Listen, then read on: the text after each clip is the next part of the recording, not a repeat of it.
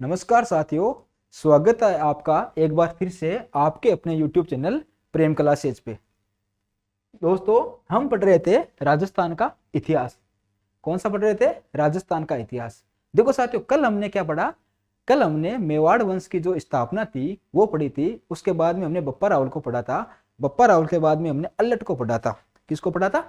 अल्लट को पढ़ा था। एक बार अल्लट के बारे में मैं आपको नॉर्मल थोड़ी जानकारी और देता हूँ, रिवाइज करा देता हूँ कि अल्लट ने क्या क्या किया था। देखो साथियों, ये जो अल्लट थे, अल्लट के बारे में मुख्य मुख्य बातें। एक तो अल्लट ने अंतरराष्ट्रीय विवाह किया था हरिया देवी से, ठीक है साथियों।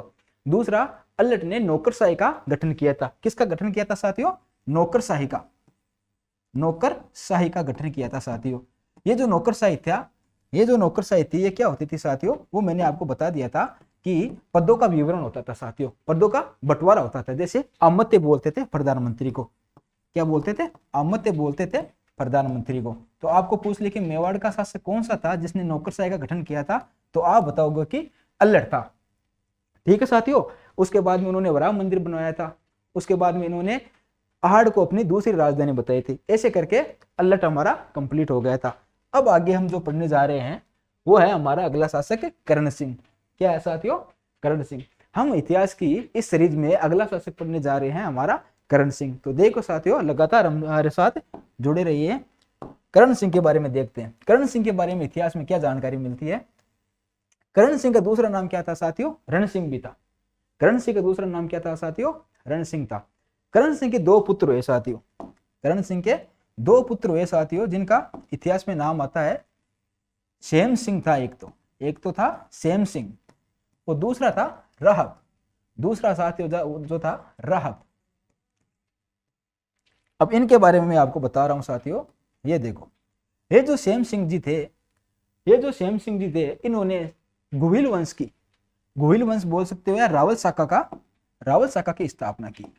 इन्होंने क्या किया? रावल शाखा की स्थापना। रावल शाखा की स्थापना। अब देखो, यहां से आपकी एक कंफ्यूजन में दूर कर देता हूं कि हमने अभी पढ़ा बप्पा रावल, आलू रावल। वो मैंने बताया कि जो रावल थी वो एक शाही उपाधि थी जो मेवाड़ के राजाओं को भीलों के द्वारा दी गई। और अब जो हम रावल लगाएंगे, अब जो मेवाड़ के जितने भी राजा थे गुहिल वंश के, उन्होंने अपने नाम के आगे रावल लगाया। वो क्यों लगाया? क्योंकि सेम सिंह ने रावल शाखा की स्थापना की थी।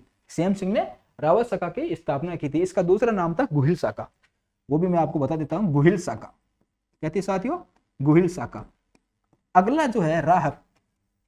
ये जो राहब जी है, इन्होंने क्या किया? देखो, इन्होंने भी एक शाखा की स्थापना की थी। इन्होंने भी एक शाखा की स्थापना की थी। वो कौन सी थी?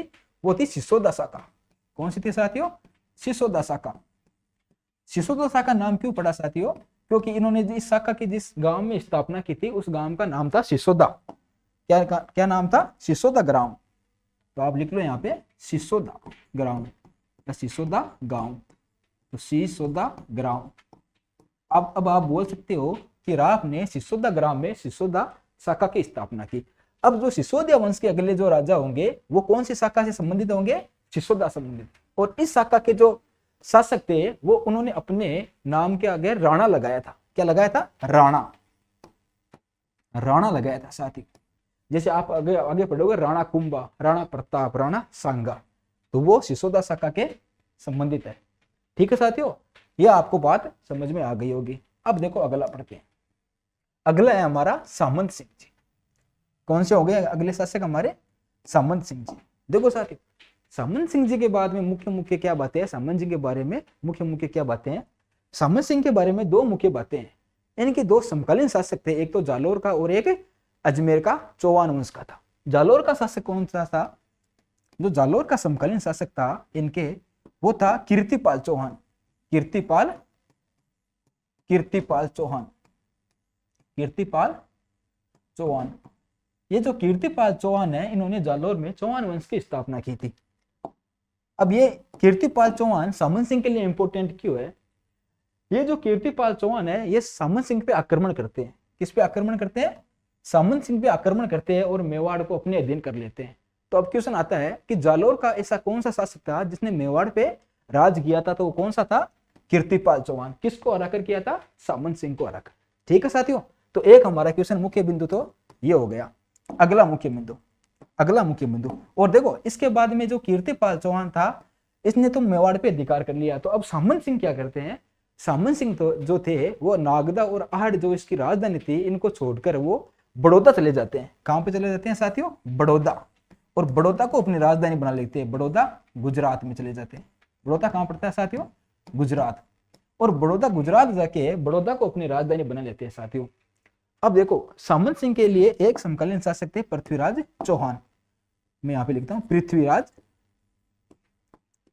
तृतीय, पृथ्वीराज तृतीय। ये सामंत सिंह के लिए इंपोर्टेंट क्यों थे।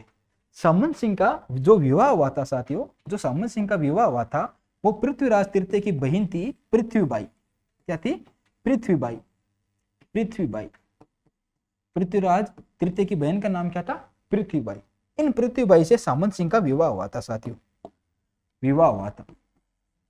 अब देखो पृथ्वीराज का ये क्या हो गया, सामंत सिंह बहनोई हो गया। पृथ्वीराज का सामंत सिंह क्या हो गया, बहनोई हो गया। अब आपको पता है कि इतिहास में एक प्रसिद्ध युद्ध हुआ था, इतिहास में एक प्रसिद्ध युद्ध हुआ था, तराइन का युद्ध। क्या था, तराइन का युद्ध, तराइन का युद्ध।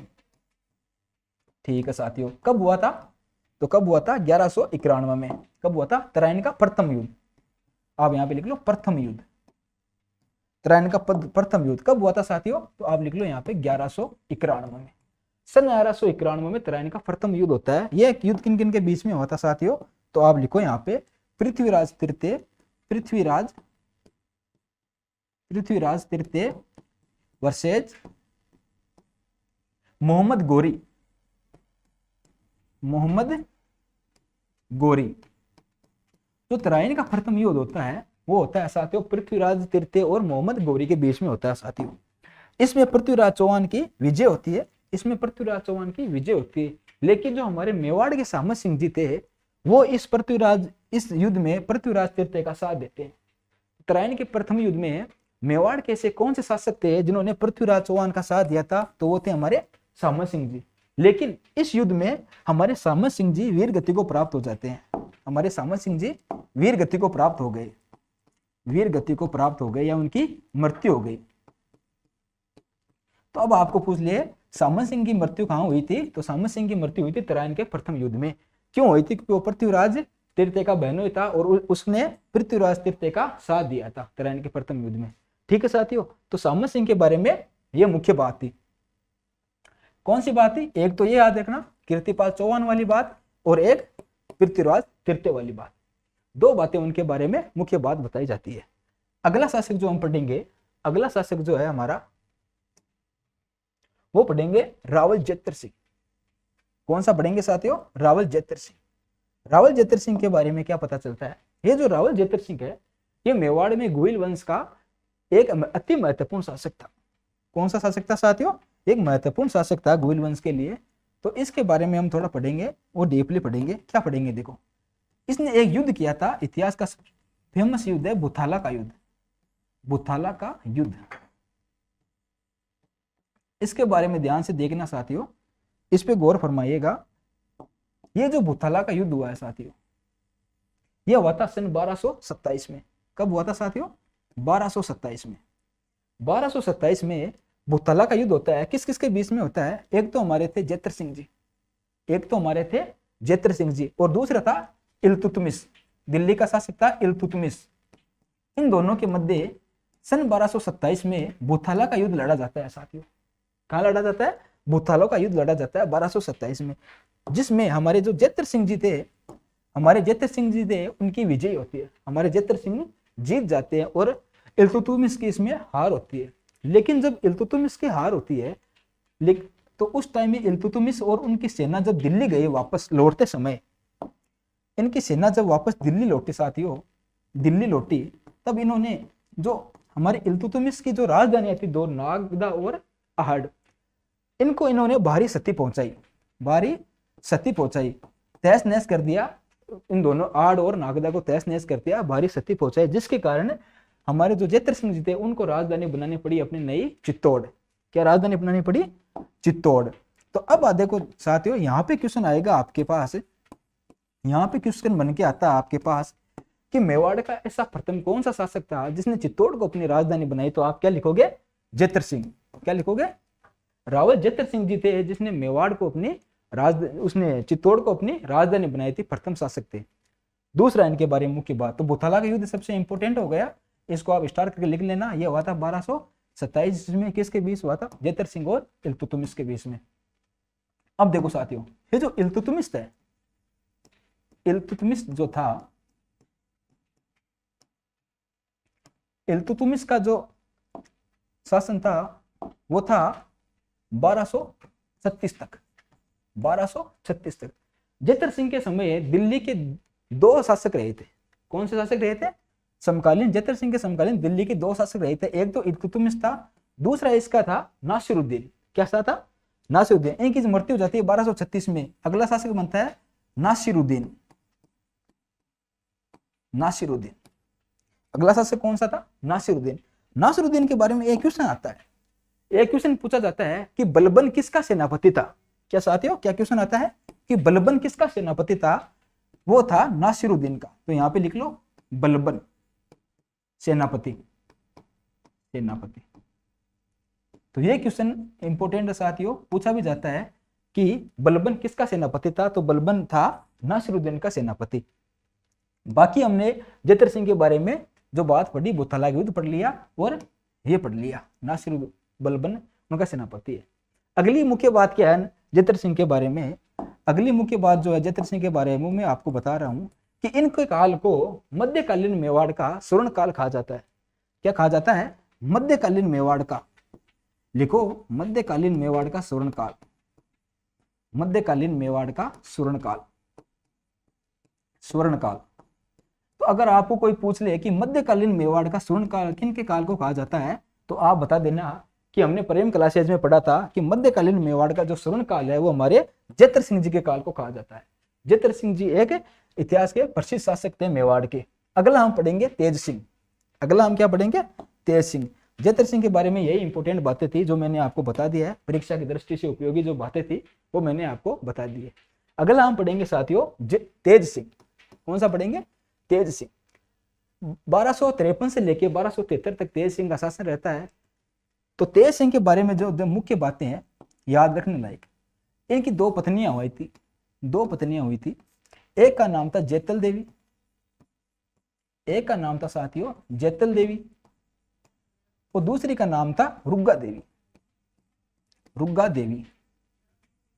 क्या था साथियों, एक का नाम था जैतल देवी, दूसरी का नाम रुग्गा देवी। अब देखो साथियों, ये जो जैतल देवी है, इस जैतल देवी ने चित्तौड़ में श्याम पार्श्वनाथ मंदिर का निर्माण कराया है। एग्जाम में क्वेश्चन आता है कि श्याम पार्श्वनाथ मंदिर कहां पे है, तो चित्तौड़ में है। किसने बनाया, जैतल देवी ने। तो श्याम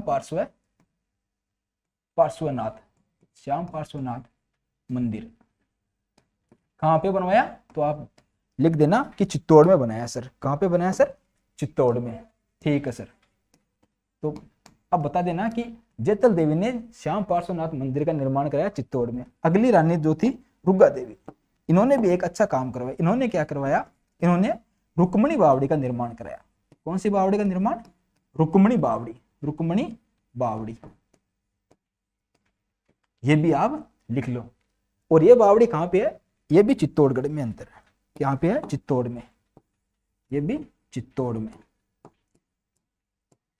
तो इनके बारे में मुख्य बात क्या हो गई तेज सिंह के बारे में, कि इनकी दो पत्नियां थी, एक थी जैतल देवी, एक थी रुग्गा देवी। जैतल देवी ने चित्तौड़ में श्याम पार्श्वनाथ मंदिर का निर्माण करवाया, जबकि रुग्गा देवी ने रुक्मणी बावड़ी का निर्माण कराया। कहां पे करवाया, चित्तौड़ में। ठीक है। एक इनके बारे में मुख्य बात और है, एक इनके बारे में मुख्य बात और है कि इनके काल में सबसे पहले मेवाड़ का प्रथम चित्रित ग्रंथ, मेवाड़ का प्रथम चित्रित ग्रंथ कौन सा था, श्रावण प्रतिक्रमण सूत्र चूर्णी। मेवाड़ का प्रथम चित्रित ग्रंथ, प्रथम चित्रित ग्रंथ, चित्रित ग्रंथ। ठीक है सर, कौन सा था, श्रावण प्रतिक्रमण सूत्र चूर्णी। बहुत ही इंपॉर्टेंट क्वेश्चन है साथियों, यहां से एग्जामिनर क्वेश्चन पूछता है, तो इसको भी स्टार करके लिख लेना। मैं नाम लिख रहा हूं श्रावण, श्रावण प्रतिक्रमण सूत्र चूर्ण, सूत्र चूर्णी। इस ग्रंथ का नाम था श्रावण प्रतिक्रमण सूत्र चूर्ण, जो तेज सिंह के काल में लिखा गया। लिखने वाला कौन था साथियों? लिखने वाला आप लिखना कमल चंद्र। कौन सा था? कमल चंद्र। राइटर कौन था? कमल चंद्र। तो ये बहुत ही इंपॉर्टेंट बात है जेतर सिंह के काल की, कि इनके काल में मेवाड़ का प्रथम चित्रित ग्रंथ लिखा गया, और जिसका नाम क्या था? श्रावण प्रतिक्रमण सूत्र चूर्णी, और जिसके लेखक कौन थे? कमल चंद्र साथियों। ठीक है साथियों, तो ये है तेज सिंह। यहाँ पे तेज सिंह का शासनकाल यहाँ पे पूरा होता है। उसके बाद में हम पढ़ते हैं समर सिंह। तेज सिंह के बारे में इतनी महत्वपूर्ण बातें थी, हम जो है साथियों यहाँ पे महत्वपूर्ण बिंदु है उनके बारे में चर्चा कर रहे हैं। फैक्ट टू फैक्ट पढ़ेंगे, क्योंकि हम इतिहास को पूरा डीप में नहीं पढ़ सकते। ठीक है, अगर पूरे डीप में आपको बताएंगे तो एक शासक है, मैंने आपको बताया था कि लगभग 10 से 12 पेज हो जाएंगे, तो इसमें कोई मतलब नहीं है पूरा डीप में पढ़ने में। अब अगला आता है समर सिंह। साथियों समर सिंह ने क्या किया? ये जो समर सिंह है, इनके में 2-3 मुख्य बिंदु है। पहला मुख्य बिंदु था कि इनके काल में 8 शिलालेख प्राप्त हुए। क्या थे? मेवाड़ के शासक थे जिनके काल में 8 शिलालेख प्राप्त हुए। तो क्या लिखोगे कि इनके काल में 8 शिलालेख प्राप्त हुए? लिखो लिखो इनके काल में 8 शिलालेख प्राप्त हुए। 8 शिलालेख प्राप्त हुए। ठीक है सर, कितने? 8 शिलालेख प्राप्त हुए। ठीक है सर, लिख लिया तो बहुत बढ़िया बात है। अगला कौन सा है? देखो समर सिंह जो थे साथियों, समर सिंह के 2 पुत्र हुए। समर सिंह के 2 पुत्र हुए। कौन कौन से? मैं अभी आपको बता रहा हूं। यहाँ पे समर सिंह जी के 2 पुत्र हुए। एक का नाम था कुंभकर्ण। एक का नाम था, वो था कुंभकर्ण। क्या नाम था साथियों? एक का नाम था कुंभकर्ण, और दूसरा का नाम था रावल रतन सिंह, या रतन सिंह लिख लो आप, रतन सिंह। ये साथियों इंपॉर्टेंट बात है। देखो इंपॉर्टेंट बात क्यों बन जाती है अभी आपको बताऊंगा मैं। ये जो कुंभकर्ण था, कुंभकर्ण, इसका नाम था कुंभकर्ण।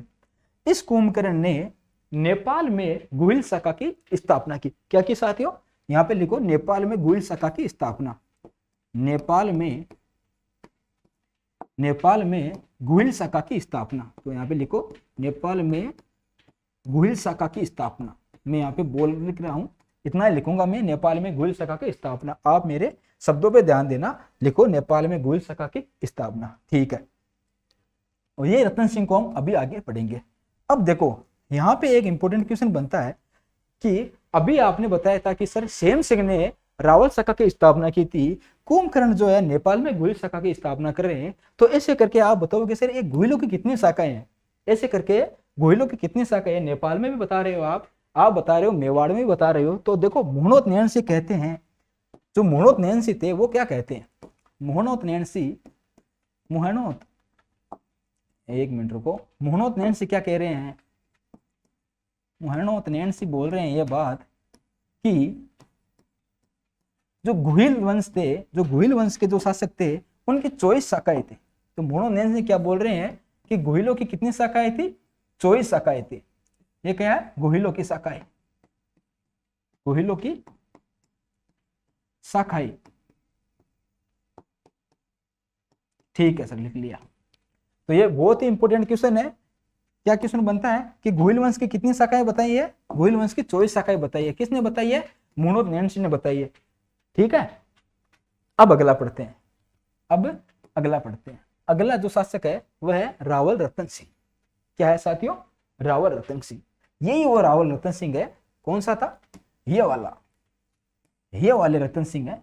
ये समर सिंह के पुत्र हुए थे, और ये इनका भाई था कुंभकर्ण। ये कुंभकर्ण जी नेपाल चले जाते हैं, नेपाल में गुहिल शाखा की स्थापना कर देते हैं, और ये जो रतन सिंह जी है ये अगले मेवाड़ के शासक बन जाते हैं। तो आपको पूरे रतन सिंह के पिता का नाम क्या था? तो आप बताओगे रतन सिंह के पिता का नाम था समर सिंह। तो मैं सबसे पहले लिखता हूँ पिता का नाम।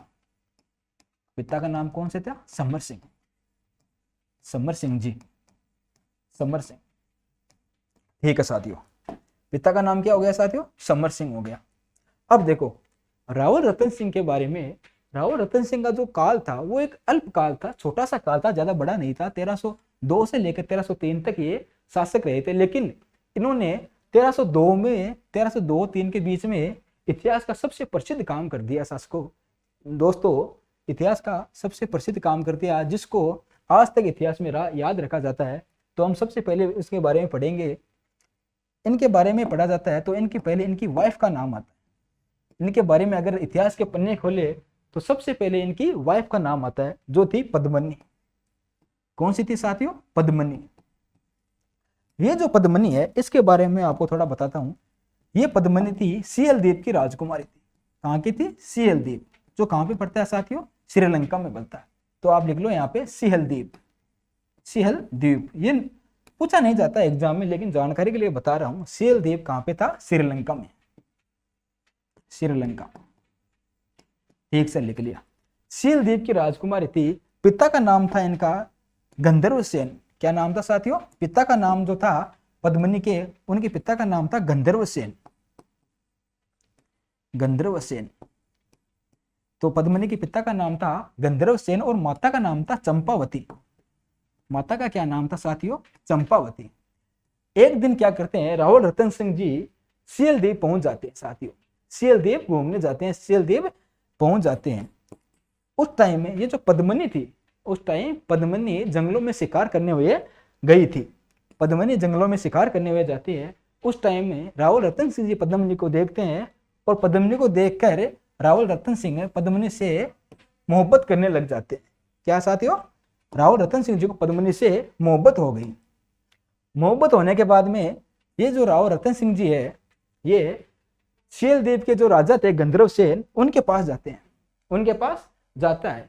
मैं शॉर्ट में बता रहा हूं आपको कि जो गंधर्व सेन से रावल रतन सिंह जी तो थे मेवाड़ के, उन्होंने उनकी पुत्री पद्मनी का हाथ मांगा कि मैं मेवाड़ का शासक रावल रतन सिंह आपकी पुत्री पद्मनी से विवाह करना चाहता हूं।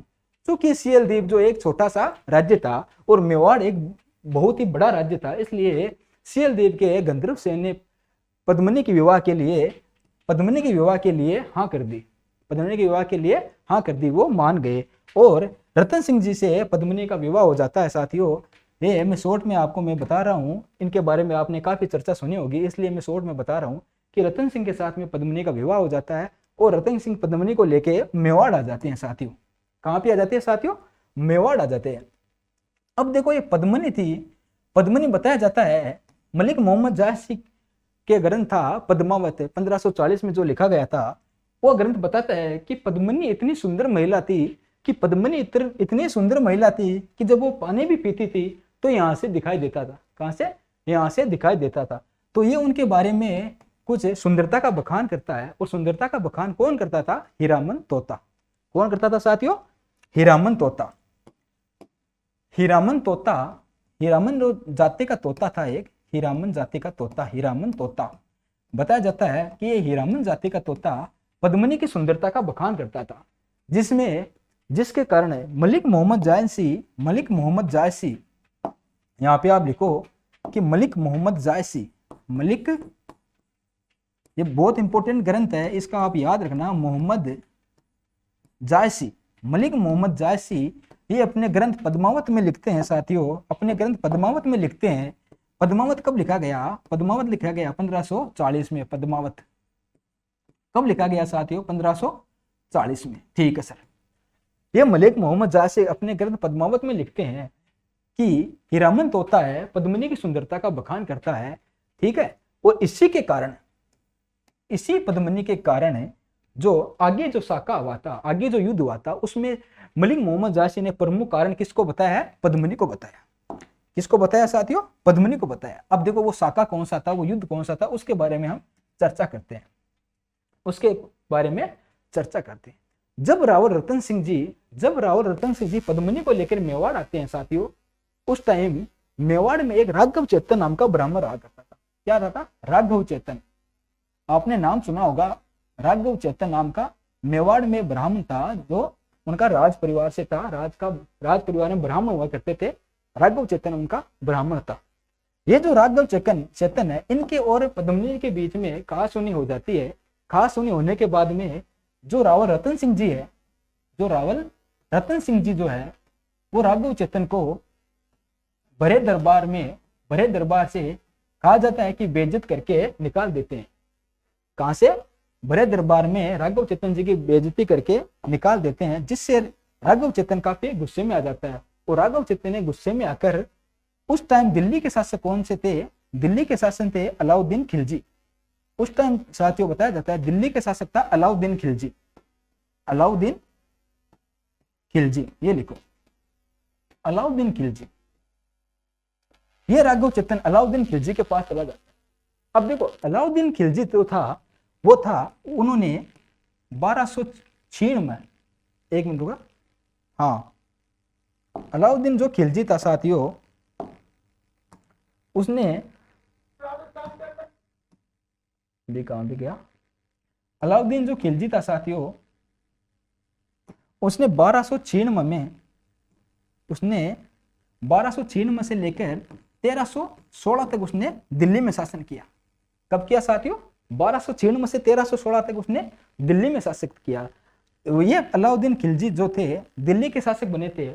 उससे पहले इनके जो चाचा थे वो थे जलालुद्दीन खिलजी। ये भी आप थोड़ा याद रख लेना साथियों, जलालुद्दीन खिलजी आप याद रख लो, जलालुद्दीन खिलजी, जलालुद्दीन खिलजी। इनका शासनकाल कितना था साथियों? तो इनका शासन था 1290 से 1296 में। ये दो बातें आप याद रखो, अलाउद्दीन खिलजी और जलालुद्दीन, क्योंकि ये आगे हमारे इतिहास में काम में आएगी, इसलिए आपको बता रहा हूं कि अलाउद्दीन खिलजी का शासन था 1296 से 1316 और जो जलालुद्दीन खिलजी था उसका था 1290 से 1296 में। ठीक है साथियों। अब देखो ये हीरामन जो राघव चेतन जो ब्राह्मण था, यह मैंने बताया आपको कि अलाउद्दीन खिलजी के पास चला जाता है। अब देखो अलाउद्दीन खिलजी जो था वो साम्राज्य नीति विस्तारक का शासक था। वो चाहता था कि मेरा साम्राज्य जितना बड़ा हो उतना बड़ा हो, आसपास में मेरे सामने कोई राजा ना हो। इसलिए अलाउद्दीन खिलजी के बारे में बताया जाता है कि अलाउद्दीन खिलजी एक साम्राज्य विस्तारक, साम्राज्यवादी शासक था। तो राघव चेतन कहते हैं अलाउद्दीन खिलजी के पास में चले जाते हैं और जाके बोलते हैं कि साहब आप तो साम्राज्य का विस्तार करने में लगे हुए हो, आप साम्राज्य का विस्तार करने में लगे हुए हो। एक मेवाड़ राज्य है, एक मेवाड़ राज्य है राजस्थान का, एक मेवाड़ राज्य है, एक कौन सा राज्य है? मेवाड़ राज्य। और मेवाड़ राज्य के राजा है रावल रतन सिंह। कौन है? रावल रतन सिंह। मेवाड़ के रावल रतन सिंह है, उनकी एक बहुत ही बेहद ही सुंदर वाइफ है रानी पद्मनी। क्या पता है? राघव चेतन जाके अलाउद्दीन खिलजी को मेवाड़ की महारानी पद्मनी की सुंदरता के बारे में बखान करते हैं। तो अलाउद्दीन खिलजी है, उसको समझ में नहीं आई वो बात। अलाउद्दीन खिलजी बोलता है कि ऐसा भी हो सकता है क्या, कि मतलब इतनी सुंदर भी कोई महिला हो जाती है। उसने बताया कि जो मलिक मोहम्मद जायसी का ग्रंथ लिखा था ना 1540 में, उन्होंने बताया कि वहां से जो पानी पीते हैं वो पानी टपकता है, बहुत सुंदर महिला है, ऐसे वैसे करके उसकी सुंदरता का बखान किया। तो अलाउद्दीन खिलजी का माथा घूम गया, बोले यार ऐसे ही होता है कि इतनी सुंदर भी महिला हुई है क्या, मैंने तो आज तक नहीं देखी। तो ये दिमाग, ये बातें हैं राघव चेतन के अलाउद्दीन खिलजी के दिमाग में फिट हो जाती है। और फिट हो जाती है तब क्या करता है अलाउद्दीन खिलजी, सन, एक डेट याद रखना, 28 जनवरी, क्या दोस्तों, 28 जनवरी 1303, ये डेट अति महत्वपूर्ण डेट है साथियों। 28 जनवरी 1303 को अलाउद्दीन खिलजी निर्णय लेते हैं कि अब हम मेवाड़ पे आक्रमण करेंगे। क्या करेंगे? मेवाड़ पे आक्रमण करेंगे। तो सन 28 जनवरी 1303 को अलाउद्दीन खिलजी राघव चेतन के साथ अपनी सारी सेना लेकर मेवाड़ की तरफ निकल जाते हैं साथियों। मेवाड़ की तरफ निकल जाते हैं और मेवाड़ में पहुंचकर अलाउद्दीन खिलजी ने 8 माह की घेराबंदी रखी। कितने माह की? 8 माह की। अलाउद्दीन खिलजी ने मेवाड़ के किले, चित्तौड़ के किले के चारों तरफ 8 माह तक चित्तौड़ के किले को घेर के रखा साथियों। 8 माह की घेराबंदी के पश्चात 8 माह में बहुत सी घटनाएं हुई। अलाउद्दीन खिलजी भी गया राव रतन सिंह के पास, राव रतन सिंह जी भी आए। रतन सिंह को कहा जाता है कि रतन सिंह को बंदी बना लिया था अलाउद्दीन खिलजी ने। ऐसी मतलब बहुत सी घटना हुई थी 8 माह के दौरान। फाइनली एक डेट आती है साथियों, फाइनली एक डेट आती है 26 अगस्त। कौन सी आती है? 26 अगस्त 1303। ये जो डेट थी 26 अगस्त 1303, ये राजस्थान के इतिहास को झकझोर कर देने वाली सन थी, डेट थी। 26 अगस्त 1303 को क्या होता है, जब रावल रतन सिंह अलाउद्दीन खिलजी की सारी मांगे मानने से मना कर देते हैं, तब अंत में ये जो अलाउद्दीन खिलजी है वो मेवाड़ पे आक्रमण कर देते हैं, चित्तौड़ पे आक्रमण कर देते हैं 26 अगस्त 1303 को। और 26 अगस्त 1303 को इतिहास में वो घटना हुई, इतिहास में वो घटना हुई जो युगों युगों तक याद रखी जाएगी साथियों। 26 अगस्त 1303 को मेवाड़ के महाराणा रतन सिंह, कौन से थे? रतन सिंह, और उनके जो सेनापति थे, रतन सिंह के जो दो सेनापति थे प्रसिद्ध, क्या नाम था? गोरा और बादल। गोरा और बादल, ये गोरा और बादल कौन से साथियों? ये जो रानी पद्मिनी थी, ये जो रानी पद्मिनी थे उनके चाचा और भाई थे। कौन से थे? चाचा और भाई थे। रानी पद्मिनी के चाचा और भाई थे, सियल द्वीप से आए थे पद्मिनी। तो आप बोल सकते हो कि राव रतन सिंह के सेनापति कौन थे? गोरा और बादल। राव रतन सिंह के सेनापति कौन थे साथियों? गोरा और बादल। ठीक है साथियों, गोरा और बादल, ये लिख लो आप। राव रतन सिंह के सेनापति गोरा और बादल थे। ये गोरा और बादल ने राव रतन सिंह का खूब साथ दिया और अंत में युद्ध में लड़ते हुए वीर गति को प्राप्त हो जाते हैं साथियों। क्या हो जाते हैं? वीर गति को प्राप्त हो जाते हैं। आज भी चित्तौड़गढ़ के किले में राव रतन सिंह का स्मारक बना हुआ है, उसका गोरा और बादल का स्मारक बना हुआ है साथियों। उसके बाद में देखो, इसके बाद में क्या होता है? जब युद्ध होता है तो रावल रतन सिंह की हार होती है, रावल रतन सिंह की हार होती है साथियों। 26 अगस्त 1303 में जो अलाउद्दीन खिलजी और राव रतन सिंह के बीच में युद्ध लड़ा जाता है, उसमें रतन सिंह दुर्भाग्यपूर्ण हार जाते हैं। दुर्भाग्य से राव रतन सिंह जी की हार हो जाती है साथियों, और अलाउद्दीन खिलजी की विजय हो जाती है। अलाउद्दीन खिलजी जीत जाता है। अलाउद्दीन खिलजी ने जीतने के बाद में पद्मिनी को पाने के लिए चित्तौड़ के किले में प्रवेश किया। कहां पे किया? चित्तौड़ के किले को प्रवेश किया। लेकिन ये पद्मिनी अति चतुर रानी थी, अति ज्ञानवान रानी थी। इन्होंने इतिहास का प्रसिद्ध शाखा, देखो पहले मैं बताता हूं आपको शाखा क्या होता है, शाखा, जौहर, केसरिया क्या होता है। देखो केसरिया क्या होता है, पहले ये लिखो केसरिया, ये समझना आपके लिए जरूरी है। युद्ध में जो राजा लोग जाते थे वो अपने सिर पर केसरिया पगड़ी बांध के जाते थे। अगर युद्ध में जो राजा लोग मर जाते थे तो उसको बोलते थे उन राजाओं ने क्या किया? केसरिया किया। वो भगवा रंग की पगड़ी पहन के जाते थे तो बोला जाता था कि राजाओं ने क्या किया? केसरिया किया। जब राजा युद्ध में वीरगति को प्राप्त हो जाते हैं तब उनके पीछे जो रानियां थी, उन राजाओं की जो रानियां हुई करती थी वो सती होती थी, जिसको बोलते थे जौहर करना। क्या बोलते थे साथियों? जौहर करना। अब देखो साथियों, ये जो केसरिया और ये जो जौहर है, ये दोनों घटनाएं जब एक साथ होती थी उसको बोलते थे साका। क्या बोलते थे? साका। जब केसरिया भी हो और जौहर भी हो तो उस घटना को क्या बोलते थे? साका। अब देखो, अब ये बात आपको समझ में आएगी कि पद्मिनी ने 1600 रानियों के साथ, पद्मिनी ने इतिहास का सबसे बड़ा शाखा, राजस्थान इतिहास का सबसे बड़ा शाखा 1600 रानियों के साथ पद्मिनी क्या करती है? 1600 रानियों के साथ में इतिहास का ऐतिहासिक शाखा जौहर करती है, जो राजस्थान के इतिहास का दूसरा जौहर था और मेवाड़ के इतिहास का प्रथम जौहर था। और राजस्थान के इतिहास का दूसरा जौहर था। किसने किया था? रतन सिंह की रानी पद्मिनी ने किया था। कितनी रानियों के साथ में किया था? 1600 रानियों के साथ में किया था। ठीक है, केसरिया और जौहर आपको समझ में आ गया होगा। ये युद्ध आपको समझ में आएगा। फाइनली 26 अगस्त 1303 को अलाउद्दीन खिलजी का कब्जा हो जाता है। किस पे? चित्तौड़ पे कब्जा हो जाता है साथियों, और पद्मिनी ने जौहर कर लिया। पद्मिनी लास्ट तक अलाउद्दीन खिलजी के हाथ में नहीं आई साथियों। अलाउद्दीन खिलजी चाहकर भी पद्मिनी को नहीं पा सका और उन्होंने पद्मिनी को पाने के लिए ही ये युद्ध किया था। किससे पता चलता है हमें? मलिक मोहम्मद जायसी के ग्रंथ पद्मावत से पता चलता है। ठीक है साथियों, अब देखो इस युद्ध के बारे में एक दो मुख्य बातें क्या है। एक अलाउद्दीन खिलजी का दरबारी कवि हुआ था अमीर खुसरो। लिखो आप, अमीर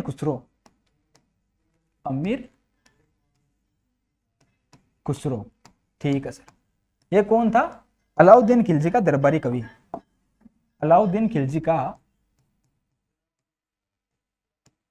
अलाउद्दीन खिलजी का दरबारी कवि, आप लिख लेना, यहाँ पे मैं बोल रहा हूं दरबारी कवि या विद्वान बोल सकते हो आप इसको, दरबारी विद्वान। ये जो अमीर खुसरो है, ये अलाउद्दीन खिलजी का दरबारी विद्वान था। इन्होंने जो ये युद्ध हुआ था 26 अगस्त 1303 का, इसका सजीव वर्णन किया है साथियों। क्या किया है? संजीव वर्णन किया है। संजीव वर्णन किया है अपने ग्रंथ ख़ज़ाइम उल फतह, ख़ज़ाइम उल फतह इनका ग्रंथ था। अमीर खुसरो का ग्रंथ है ख़ज़ाइम उल फतह इनका ग्रंथ था। इस ग्रंथ में जो है अमीर खुसरो है वो इस युद्ध का संजीव वर्णन करते हैं, या बोलते हैं आंखों देखा वर्णन करते हैं। तो ये भी एक इंपॉर्टेंट बात थी आपको बताने लायक। तो अब हमने क्या पढ़ा कि 1302 से लेकर 1303 तक राव रतन सिंह जी का काल रहता है। एक अल्प काल था, एक छोटा सा काल था, लेकिन इसमें भी राव रतन सिंह बहुत बड़ा कार्य कर जाते हैं, जो आज तक इतिहास में फेमस है, प्रसिद्ध है और युगों युगों तक प्रसिद्ध रहेगा। क्या क्या पढ़ा हमने राव रतन सिंह जी के बारे में, एक बार फिर से देख लेते हैं साथियों। क्या क्या पढ़ा हमने राव रतन सिंह जी के बारे में। हमने क्या पढ़ा, इसके पिता का नाम समर सिंह था, एक पद्मिनी नाम की लड़की थी, वो मैंने आपको पूरा बात बता दिया। उसके बाद में हम पढ़ेंगे पद्मिनी जी, हीरामन तोता उसकी पद्मिनी का बखान करता था सौंदर्य के बारे में। मलिक मोहम्मद जाश का ग्रंथ है पद्मावत, कब लिखा गया? 1540 में। ये भी इंपॉर्टेंट क्वेश्चन है साथियों, ठीक है। और ये जो हमें जानकारी मिलती है ये इसी ग्रंथ के अनुसार मिलती है साथियों। उसके बाद में राघव चेतन नाम का जो ब्राह्मण था, ये उसको राव रतन सिंह जो है दरबार से निकाल देते हैं साथियों। उसके बाद में वह अलाउद्दीन खिलजी के पास चला जाता है। अलाउद्दीन खिलजी का जो काल था 1296 से 1316 तक था। अलाउद्दीन खिलजी जो थे अपने चाचा जलालुद्दीन खिलजी की हत्या करके दिल्ली के शासक बनते हैं। जलालुद्दीन खिलजी का जो शासन था वो दिल्ली में 1290 से 1296 तक रहा था साथियों। उसके बाद में हम पढ़ते हैं मेवाड़। तो मेवाड़ के जो राव रतन सिंह थे उन पे अलाउद्दीन खिलजी 28 जनवरी 1303 को अपनी सेना राघव चेतन के साथ में लेके मेवाड़ की तरफ अग्रसर हो जाते हैं, मेवाड़ की तरफ रवाना हो जाते हैं। और लगभग 8 माह की घेराबंदी के बाद में 8 माह तक घेराबंदी रखी, राव रतन सिंह को समझाया, राव रतन सिंह के पास में गए, काफी बातें हुई इसके दौरान। और फाइनली वो डेट आती है 26 अगस्त 1303। 26 अगस्त 1303 को मेवाड़ में युद्ध हुआ राव रतन सिंह और अलाउद्दीन खिलजी के बीच में, जिसमें दुर्भाग्यवशपूर्ण अलाउद्दीन खिलजी जीत जाता है और राव रतन सिंह जी की हार हो जाती है। और उस युद्ध में रतन सिंह के सेनापति थे गोरा और बादल। रतन सिंह के सेनापति कौन थे? गोरा और बादल। ये क्वेश्चन भी याद रखने लायक है। ये क्वेश्चन आता है सीधे सीधे, रतन सिंह के सेनापति कौन थे? गोरा और बादल। ठीक है साथियों, अगला देखो, अगला क्या? हाँ, राव रतन सिंह जी है, उसके रानी पद्मिनी। उस पद्मिनी ने 1600 रानियों के साथ में ऐतिहासिक जोर किया था, जो इतिहास में सबसे प्रसिद्ध जोर है, जो राजस्थान इतिहास का दूसरा जोर है और मेवाड़ के इतिहास का प्रथम जोर कहलाता है। कब हुआ था साथियों? 1303 में हुआ था। 1303 में हुआ था। ठीक है साथियों, 26 अगस्त 1303 में हुआ था। केसरिया और जोर मैंने आपको बता दिया, साका किया था, ये दोनों एक घटना एक साथ होती है, उसको साका बोलते हैं। अमीर खुसरो का मैंने बता दिया। अमीर खुसरो अलाउद्दीन खिलजी का दरबारी विद्वान था। उसने अपने ग्रंथ ख़ज़ाइम उल फतह में इस युद्ध का आंखों देखा वर्णन या संजीव वर्णन किया है। ठीक है साथियों, अब आगे आता है खिज्र खां। आगे कौन सा आता है? खिज्र खां। ये जो खिज्र खां था ये अलाउद्दीन खिलजी का पुत्र था साथियों। वह क्या था? अलाउद्दीन खिलजी का बेटा। तो आप लिख सकते हो अलाउद्दीन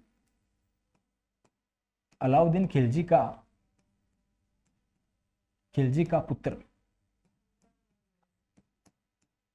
अब देखो, युद्ध जीत लेता है अलाउद्दीन खिलजी। भले युद्ध जीत लेता है, लेकिन अलाउद्दीन खिलजी का जो मकसद था वो पूरा नहीं हुआ। अलाउद्दीन खिलजी का मकसद क्या था? पद्मिनी को पाना।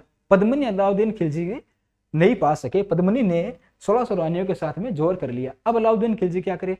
चित्तौड़ का उसके क्या काम? तो चित्तौड़ में अलाउद्दीन खिलजी अपने पुत्र खिज्र खां को नियुक्त कर देते हैं। तो खिज्र खां को राजा बना देते हैं। खिज्र खां का जो शासन था 1303 से 1313 तक शासक रहा था, 10 साल शासन किया था इसने, 10 साल।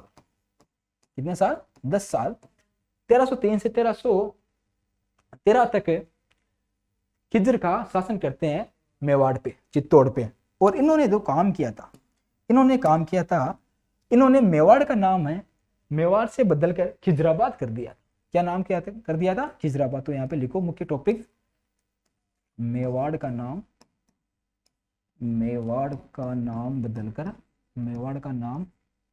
बदलकर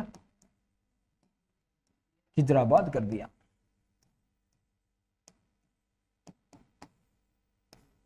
खिजराबाद कर दिया।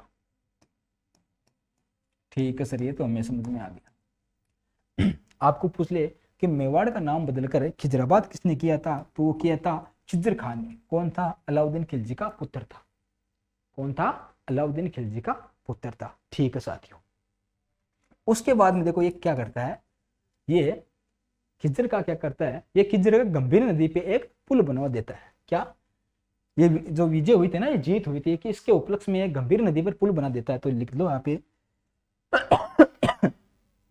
लिखो यहाँ पे, गंभीर नदी पर पुल बनवाया। गंभीर नदी पर पुल बनवाया।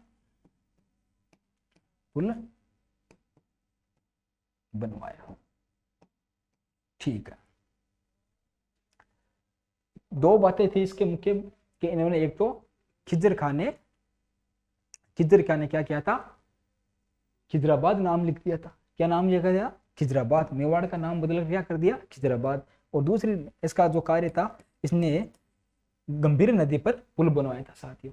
इसके बाद में क्या हुआ, ये जो खिज्र का है, ये जो मेवाड़ का शासन है, वो किसको सौंप देते हैं? मालदेव चौहान को। जो मेवाड़ का शासक खिज्र का है, वो मालदेव चौहान को सौंप देते हैं। ये जो मालदेव चौहान थे, इसके बारे में देखो, सुनो। ये जो मालदेव चौहान थे, ये जालोर के कान्हड़ देव। जालोर के कौन थे? कान्हड़ देव। ये जो मालदेव चौहान थे साथियों, जालोर के कान्हड़ देव चौहान के भाई थे साथियों। कौन थे? कान्हड़ देव चौहान के भाई। साथियों मालदेव चौहान कौन था? कान्हड़ देव चौहान का भाई था। और इतिहास में मालदेव चौहान को मूछाला राजा के नाम से प्रसिद्ध हुआ। किसके राजा? कौन से नाम के? मूछाला राजा। मैं लिख रहा हूं यहाँ पे, मूछाला राजा। तो मूछाला राजा के नाम से किसको जानते हैं? मालदेव चौहान को। ठीक है। किसका भाई था? कान्हड़ देव चौहान का। अब देखो मालदेव चौहान को ही इसने क्यों नियुक्त किया? क्योंकि 1308 में अलाउद्दीन खिलजी ने जालोर पर भी आक्रमण कर दिया था। और जालोर पे आक्रमण करने के बाद में कान्हड़ देव और उसके पुत्र वीरम देव को मार दिया जाता है। वो हम घटना पढ़ेंगे जालोर के इतिहास में आगे। ठीक है। तो उसी कारण कान्हड़ देव के भाई जो थे मालदेव चौहान, ये उसको यहाँ का राजा सौंप देता है, राजा बना देता है, और खुद वापस चला जाता है अलाउद्दीन खिलजी के पास में। अब देखो, मैंने बता दिया कि मालदेव चौहान को मूछाला राजा कहते हैं। मालदेव चौहान कान्हड़ देव का भाई था। मालदेव चौहान जो था, ये इसको बोलते हैं मालदेव सोनगरा भी नाम आता है साथियों, आप कंफ्यूज मत होता। क्या नाम आता है? मालदेव सोनगरा। मालदेव सोनगरा। क्यों आया था सोनगरा? क्योंकि सोनगरा तो इनकी जाति थी। क्या? सोनगरा चौहान। आप लिख सकते हो यहाँ पे, सोनगरा चौहान।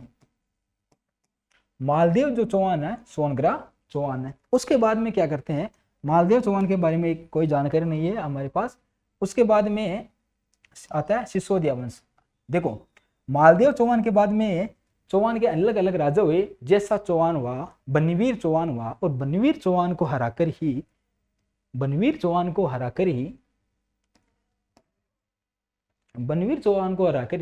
राणा जो हमीर था, अमर सिंह का पुत्र था हमीर, उसने सिसोदिया वंश की स्थापना की थी। मेवाड़ के कौन से शासक को हराया था? बन्नीवीर सोनगरा। बन्नीवीर चौहान को हराकर ही हमीर ने सिसोदिया वंश की स्थापना की थी। अब देखो साथियों, ये हमारा गुहिल वंश तो कंप्लीट हो जाता है साथियों। यहाँ पे गुहिल वंश कंप्लीट हो जाता है और सिसोदिया वंश स्टार्ट हो जाता है। सिसोदिया वंश अगली क्लास में पढ़ेंगे। गुहिल वंश तक की ये क्लास थी। अब देख लो यहाँ पे मैंने क्या क्या पढ़ाया आपको, ये देख लो। खिज्र का मैंने बता दिया। खिज्र का के बारे में मुख्य बात क्या है? अलाउद्दीन खिलजी का पुत्र था, 10 साल ने शासन किया। ये कोई मुख्य बात नहीं है, मैंने आपको बता दी। मेवाड़ का नाम बदलकर खिजराबाद कर दिया, ये सबसे इंपॉर्टेंट बात है। आपको पूछेगा कि मेवाड़ का नाम बदलकर खिजराबाद किसने किया? खिज्र खान ने किया, ठीक है। और दूसरी है, इसने गंभीर नदी पर पुल बनाया। कौन सा पुल बनाया साथियों? गंभीर नदी पर पुल बनवाया, ठीक है सर। मालदेव चौहान को शासन सौंप दिया, ये भी कोई इतनी इंपोर्टेंट बात नहीं है। बाकी जो मैंने आपको बात थी रतन सिंह के बारे में वो बताती। अब देखो साथियों, अगली क्लास हमारी कौन सी रहेगी? सिसोदिया वंश के बारे में। सिसोदिया वंश के बारे में, सिसोदिया वंश को हम पढ़ेंगे अब। तो ठीक है साथियों, ये थी हमारी गोइल वंश की क्लास। ये गोइल वंश की क्लास थी। आज हम गोइल वंश को खत्म करते हैं, गोइल वंश का समापन हो गया। अब हम पढ़ेंगे सिसोदिया वंश। तो आप यूं ही हमारे साथ जुड़े रहिए। और जो इतिहास की सीरीज चल रही है, इतिहास की जो सीरीज चल रही है, जो हमने गोइल वंश पढ़ा 3 क्लासों में, उसको आप लगातार पढ़ते रहिए, उसका नोट्स बना लीजिए। अगला आप पढ़ेंगे सिसोदिया वंश। ठीक है साथियों, धन्यवाद। जय हिंद, जय भारत।